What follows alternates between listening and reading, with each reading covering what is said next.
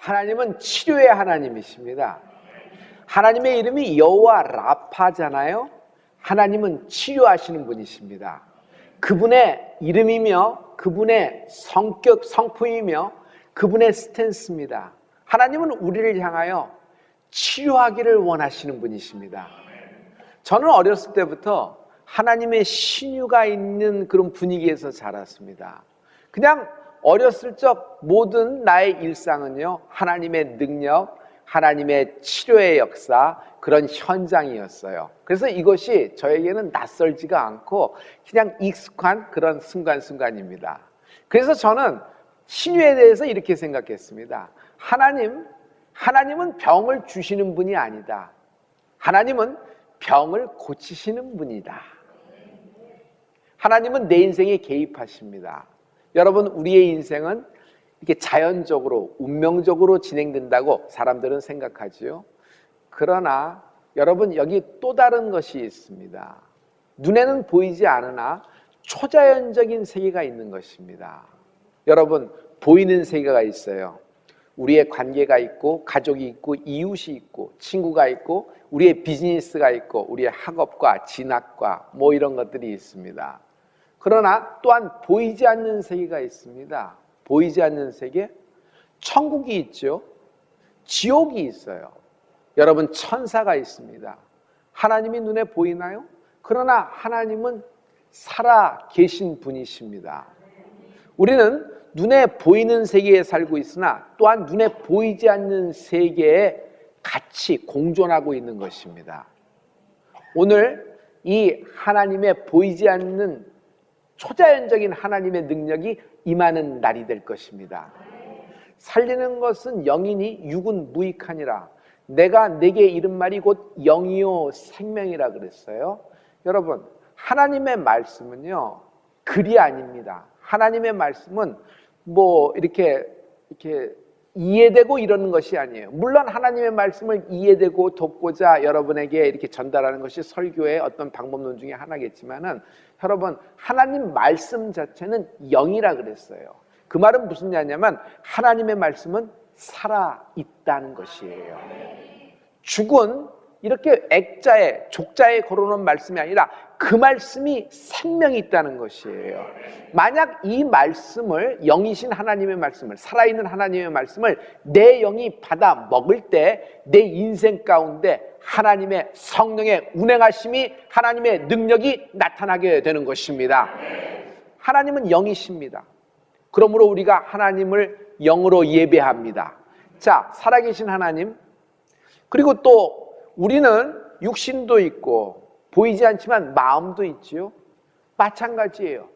영혼도 있다. 우리는 영적인 존재라는 것입니다. 그래서 저는 이 신유에 대해서 의학은 뭐고 신유는 뭔가 어렸을 때부터 많이 생각했어요. 의사는요, 병을 고칩니다.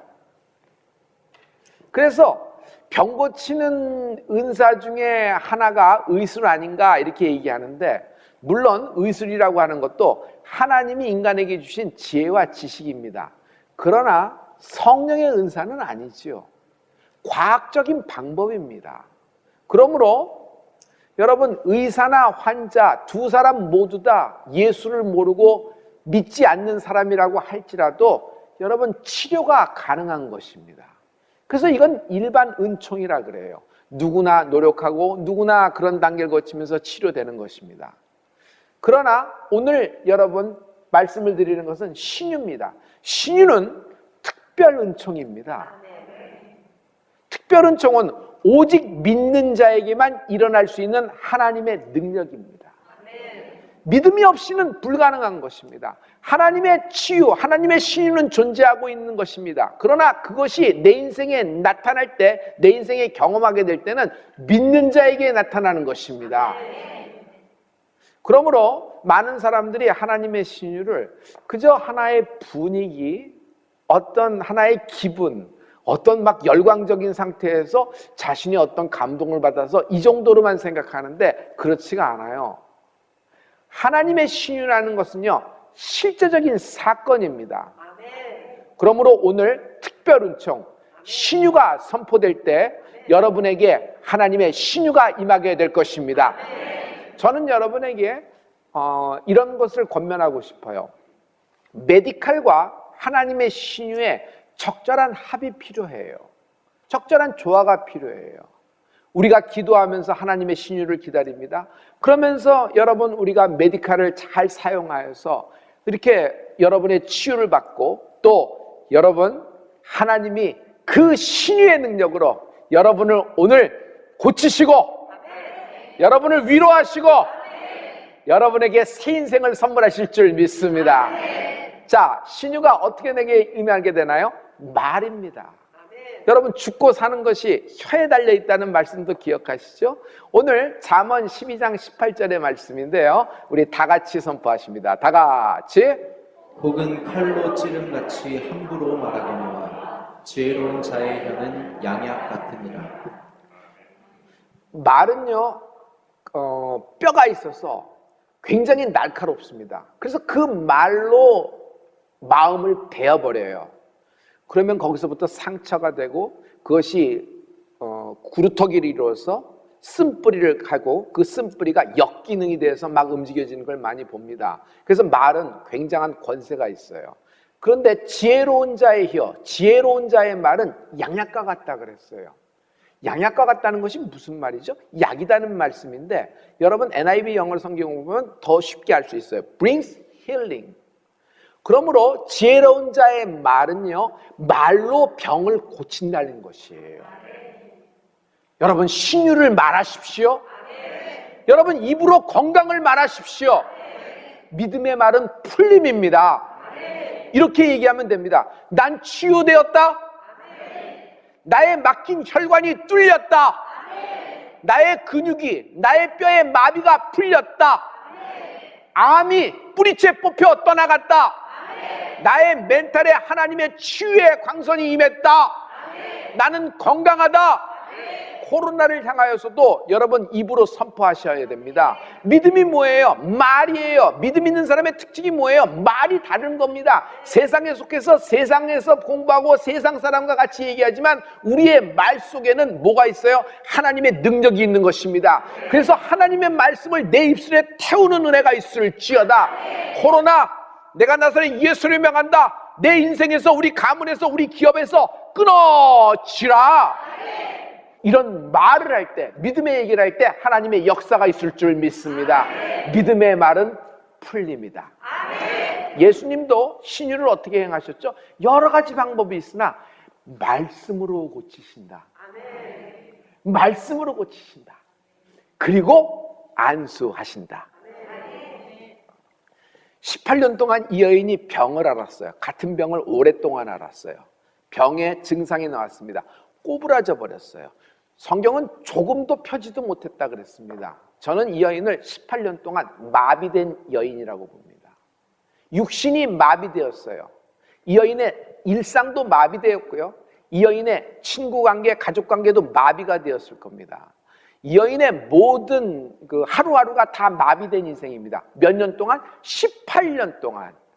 여러분 누가복음 13장 12절과 13절에 이 여인에 대해서 하나님이 이렇게 치유하시는 거예요. 다 같이. 예수께서 보시고 불러 이르시되 여자여 내가 내 병에서 놓였다 하시고 안수하심에 여자가 곧 펴고 하나님께 영광을 돌리는지라. 예수님이 18년 동안 마비된 여인과 눈이 마주쳤어요. 그러자 예수님이 그 여인을 부르십니다. 그러면서 뭐라고 신유를 행하십니까? 말씀으로 하시는 거예요. 여자여 18년 동안 앓았던 마비된 여인이여 내가 내 병에서 노임을 받았다. 그러니 18년 동안의 마비가 확 풀어지면서 하나님께 영광을 돌리더라. 예수님이 안수하신 장면이 나오시죠? 할렐루야.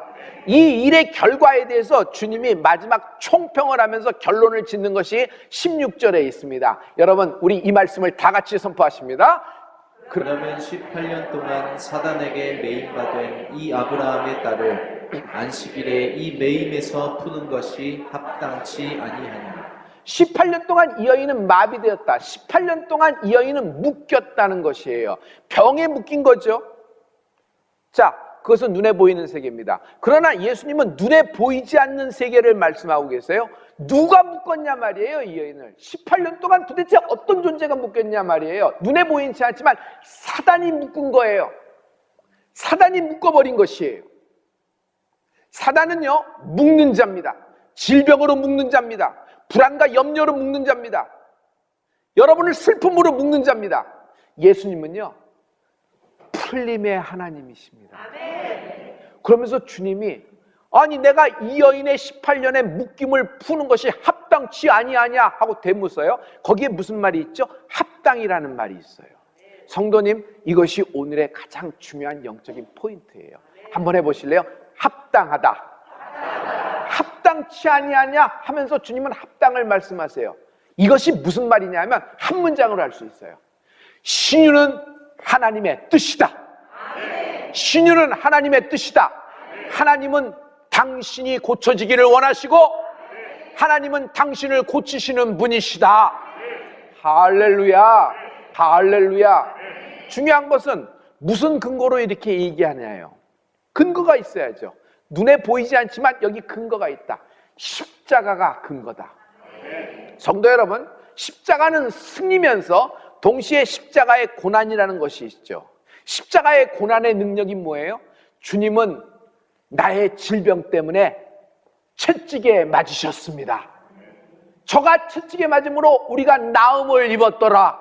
베드로전서 2장 24절의 말씀이에요. 우리 다 같이 친히 나무에 달려 그 몸으로 우리 죄를 담당하셨으니 이는 우리로 죄에 대하여 죽고 의에 대하여 살게 하려 하심이라. 저가 채찍에 맞음으로 너희는 나음을 얻었나니. 십자가의 능력을 얘기하면서 여러분 어떻게 진행되는 줄 보세요. 죄에서 하나님은 우리에게 풀어주신 것입니다. 그리고 되이어서 뭐가 붙어 있어요? 신유의 말씀이 있어요. 저가 채찍에 맞음으로 너희가 나음을 입었도다. 신유는요, 그리스도 예수의 고난의 능력입니다. 예수 그리스도의 고난의 능력이 근거가 되어 여러분 그 근거에 서서 여러분 신유를 선포하십시오. 이것이 성령의 능력이 되고 운행되기 시작하는 것입니다. 여러분 가운데 성령의 능력으로 운행되는 은혜가 있을지어다. 성도 여러분, 베드로가 설교할 때 이런 장면이 있습니다. 오늘도 우리의 위협함을 하감하시며 주의 종들로 하여금 담대히 하나님 말씀을 전하게 하여 주시옵소서.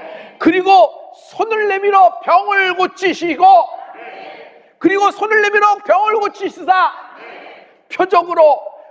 이 표적이 거룩한 종 예수의 이름으로 나타나게 하여 주시옵소서. 할렐루야. 성도 여러분, 하나님의 말씀이 있는 곳에는 반드시 사건이 있습니다. 하나님은 말씀하시고 그 자리에 있는 모든 약자들, 병자들, 연약한 자를 위로하시고 하나님은 신유를 행하신 분이십니다. 할렐루야. 한참 설교를 하고 있는데 갑자기 예수님이 머리 위에 지붕에서 뚫려버리는 것이에요. 그리고 하늘이 보여요. 무슨 일인가 봤더니 거기에 친구들이 자기 중풍병자 친구를 들것에 달아서 내리고 있어요. 예수님 앞에. 그런데 예수님은 그것을 나무래거나 갑자기 설교 중간에 끊어졌다, 예배 회방죄 이런 것을 말씀하지 않고 그를 돌봐주시면서 이렇게 말씀하세요. 소자야 안심하라. 내 죄사함을 받았느니라. 침상을 들고 가라. 그대로 되니라. 잘 보세요. 지금 이 사람은 병 때문에 온 거예요. 근데 주님은 제일 먼저 병 얘기를 말씀하지 않고 그 앞에 죄를 얘기하세요. 죄와 병을 묶어서 동시에 치유하신다. 성도님, 모든 질병이 죄로부터 비롯된 것은 아닙니다. 모든 질병이 죄로 시작된 것은 아닙니다. 그러나 주님은 이번 케이스에 관해서는 죄의 멍에를 벗겨주시는 거예요. 여러분, 죄는 죄의 멍에가 있어요. 죄의 멍에는 그 엄청난 무게로 사람을 눌러버려요. 그래서 그 누름 때문에 인생이 확 눌려버리는 거죠. 그런데 주님은 죄의 멍에를 벗겨주시면서 동시에 병을 풀어주십니다. 이것은 무슨 얘기냐면요, 많은 신유의 케이스가 속죄와 회개와 연동되어 역사가 일어난다는 것입니다. 하나님의 신유가 확 나타나는 순간에 여러분 너무 기쁘지 않아요? 하나님의 신유를 받았다는 것은, 하나님의 신유의 능력을 체험했다는 것은 예수님을 만났다는 얘기고, 예수님을 만났다는 것은 내게서 하나님이 내 죄를 용서하셨다는 얘기입니다. 할렐루야. 그러므로 신유는 육체에서 일어나는 것이죠. 하지만 근본은 영적인 것입니다. 그러므로 여러분 영적으로 생각하십시오. 내 병은 주님이 가져가셨다. 내 병은 주님이 가져갔다. 막 이렇게 선포합니다. 그런데 나는 아파요. 문제는 내가 그렇게 선포하는데 나는 지금 통증이 있고 나는 지금 이것 때문에 아파요. 이 좌표, 이 포인트에서 여러분이 믿음을 가져라. 왜냐하면 내 믿음대로 될지어다. 우리가 믿는 것이 있어요. 우리가 믿는 부분이 있죠. 너의 믿음대로 될지어다. 네가 무엇을 믿든지 믿음대로 된다고 얘기하는 것이에요. 아직 내게서 치유와 완치는 나타나지 않은 상황입니다. 지금 현재 아프고 있으니까. 하지만 여러분, 보이지 않는 세계에서 이미 하나님의 말씀이, 성령님이 운행하기 시작한 거예요. 반드시 치유된다는 믿음을 갖고 타는 은혜가 있을지어다. 믿음이 없으면 될 것도 없습니다. 그러나 믿음이 있으면요, 못 고칠 병이 없어요. 하나님은 전능하신 분이십니다. 하나님이 이 병, 저 병, 이 병 케이스마다 뭐 이렇게 더 세게 하시고 더 뭐 하시고 뭐 이러셨나요? 아니요, 말씀으로 치유하신 것입니다. 손을 대시사 안수하여 고치신 것입니다. 많은 사람들은 보면 믿겠다 그럽니다. 하지만 어떤 사람은 봐도 안 믿죠. 우리는 믿는 자입니다. 믿는 자는 믿으면 보게 되리라. 성도여러분, 믿으면 풀리는 것입니다. 예수님은 신유의 비밀을 갖고 계세요. 예수님의 모든 신유는 예수님 자의로 하신 것은 아닌 것 같아요. 예수님은 베들레헴에서 출생하시고 나사렛에서 성장하셨습니다. 나사렛에서 사시는 성장하는 동안에 당시에도 엄청난 사람이 날마다 병들어 죽어가고 있었고요. 그 병 때문에 괴로움을 당하는 사람들이 굉장히 많았습니다. 그러나 예수님은 바라보셨을 뿐 그들을 고치시거나 뭐 특별한 일을 행한 기록이 하나도 없습니다. 하지만 여기 반전이 되는 부분이 있습니다. 갑자기 예수님이 본격적인 사역이 시작했어요. 본격적인 사역이 어떻게 시작했어요? 성령이 예수님께 임하심으로 말미암아 본격적인 예수님의 공생의 사역이 시작된 것입니다. 예수님은 가는 곳마다 하나님의 말씀을, 천국 복음을 전파하시고 말씀을 모든 사람들을 여러분 치유하여 주신 것입니다. 그 말씀에 따르는 표적과 기사와 이적이 나타나는 은혜가 있을지어다.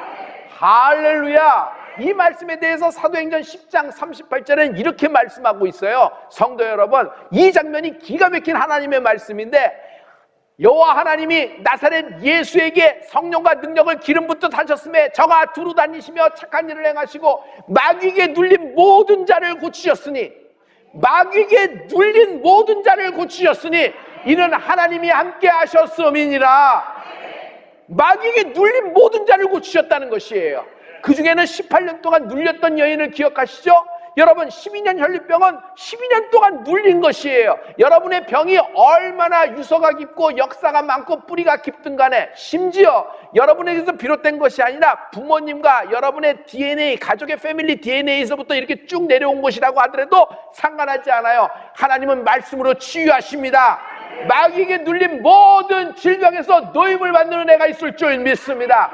예수님은 어떤 때부터 이렇게 시작됐어요? 그 포인트가 뭐예요? 성령을 받은 후 하나님이 나사렛 예수에게 성령과 능력을 기름 붓듯 하셨음에, 할렐루야, 하나님이 오늘 성령과 능력을 우리에게 기름 붓듯 부어줄 줄 믿습니다. 할렐루야. 성령이 임하시면서 본격적인 예수님의 치유사역이 시작됐습니다. 성도 여러분, 지금은 성령 시대입니다. 하나님은 고치시는 분이십니다. 여기서 여러분에게 선포합니다. 하나님은 우리 이 사건에 대해서, 오늘 신유에 대해서 두 가지를 말씀해 주셨어요. 내가 너를 고치리라. 내가 너를 고치리라. 하나님은 나를 고치신다고 말씀해 주셨습니다. 두 번째, 너희가 행하라. 너희가 행하라? 하나님이 역사하시는 건 아닌가? 믿는 자에겐 이런 표적이 따르더니 곧 저희가 내 이름으로 귀신을 쫓아내며 새방언을 말하며 뱀을 집으며 무슨 독을 마실지라도 해를 받지 아니하며 병든 사람에게 손을 얹은 즉 나으리라 하시니라. 병든 사람에게 손을 얹은 즉 나으리라 하시니라. 할렐루야. 여러분의 육신의 질병이 끊어질 것입니다. 여러분의 마음의 질병, 말로써 뱀에게 물린 거예요. 상처를 받은 거예요. 막 독이 퍼져나갑니다. 이 독이 뭐 삽시간에 퍼져서 내 인생을 꺼트려 버려요. 마음의 상처는 더 깊죠. 그러나 그 상처가 얼마나 큰 뿌리를 내리든지 간에 상관하지 마십시오. 하나님이 믿는 병든 자에게 손을 얹은 즉 나으리라 하신 것입니다. 여기서 백부장의 믿음을 잠깐 얘기하고, 백부장의 믿음, 지금 아픈 것은 백부장의 하인이에요. 그런데 주님은 백부장의 하인, 정말 아픈 사람 얼굴도 보지 않고 그 사람의 믿음의 고백도 들은 적도 없어요. 단지 백부장의 믿음만을 소중히 보시고 백부장의 믿음에 대해서 선포하십니다. 그랬더니 그 하인이 나은 거예요. 성도 여러분, 이겁니다. 어머니의 믿음이 있어요. 그런데 지금 딸은 아파요. 딸은 믿음이 있는지 없는지 아파서 그냥 헤매고 있는 겁니다. 그러나 그 어머니의 믿음을 보시고 하나님은 그 딸을 치유하는 사건이 성경에 있습니다. 수로버니기 여인이 그렇잖아요. 여러분, 중풍병자 기억하시죠? 중풍병자를 지붕에서 뚫고 내려오게 한 친구들이 몇 명이에요? 4명이에요. 예수님은 중풍병자의 믿음보다는 지붕을 뚫었던 4친구의 믿음을 보신 것입니다. 그래서 성도 여러분, 여러분 주변에 영적인 좋은 친구가 많이 필요해요. 성도 여러분, 여러분이 믿음을 가지십시오. 여러분의 아들이에요. 심지어 여러분 태중에 있는 아이예요. 그러나 여러분이 믿음을 가지십시오. 특별히 아이가 아직 젖먹이고 미취학 아동이라 그러면 엄마에게 믿음이 있을지어다. 탯줄은 끊어졌으나 보이지 않는 탯줄로 아직 연결되어 있는 거예요. 엄마가 기도하면 아이도 기도하는 거예요. 엄마가 하나님을 노래하고 찬양을 하는 거예요. 그래서 성가대가 그만큼 소중한 거예요. 엄마가 찬양하고 엄마가 노래하는 거예요. 딸이 바다 끝에 있든지 딸이 땅의 끝에 있든지 그 딸이 치유를 받게 되리라. 하나님은 엄마의 믿음을 보시는 것이에요. 심지어 부부가 합심하여 믿음으로 같은 말을 해요. 하나님은 반드시 치유하실 줄 믿습니다. 꼭 기억하십시오. 하나님께는 못 고칠 병이 없는 것입니다. 할렐루야, 할렐루야. 지금은 코로나 시대입니다. 인류가 다 감염된 거나 마찬가지예요. 저는 그렇게 생각해요. 모든 질병이 인류에게 덮친 겁니다. 시간차만 있을 뿐. 자, 이럴 때 하나님, 우리가 어떻게 하면 좋을까요? 할 때 하나님은 너희가 행하리라. 너희가 행하라는 것이 어떻게? 고치는 건 하나님인데 너희가 그들을 위하여 기도할 때, 너희가 이름 모를 사람이지만 너희하고 인사를 나눈 사람, 너희하고 옷깃을 스친 사람, 아니 다른 땅에 살고 있는 사람이라고 하더라도, 다른 민족이라고 하더라도 너희가 나에게 기도할 때 내가 고치리라. 하나님은 마지막 때 우리를 이런 채널로 사용하실 것입니다. 할렐루야. 여러분 인생에서 이 코로나에 대해서도 믿음의 선포를 하십시오. 코로나, 내 기업에서, 내 직장에서, 내 인생에서, 내 가문에서, 내 가족에서 나사렛 예수를 명한다. 떠나가라. 끊어지라. 믿음의 말을 하나님이 역사하실 것입니다. 주의 신유의 능력이 성령의 능력으로 말미암아 임하는 은혜가 있을지어다.